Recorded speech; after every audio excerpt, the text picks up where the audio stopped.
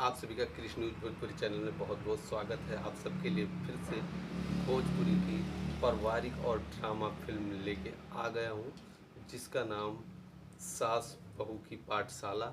और जो इसमें हमारी स्टार कास्ट के रूप में है वो हमारी अंजना सिंह आपको एक अच्छा अभिनय पेश करते दिखेंगी और बहुत अच्छी इस फिल्म की कहानी होने वाली है।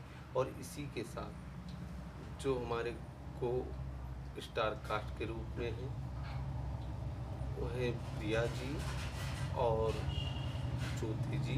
ऐसे ही आपको अच्छे में आप सभी ऑलमोस्ट सभी कॉमेडी एक्टर आपको देखने को मिल जाएंगे।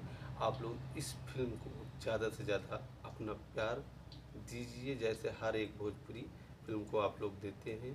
फिल्म का नाम है सास बहू का पाठशाला।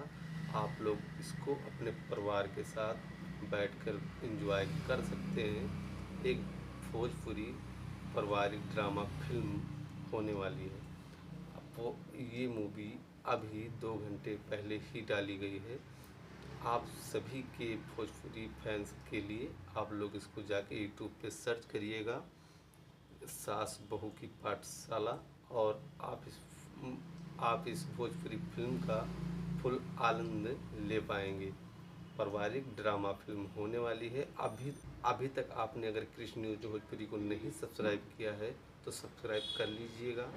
फिर मिलते हैं आप सबके लिए एक दमदार फिल्म भोजपुरी लेकर। जय भोजपुरी।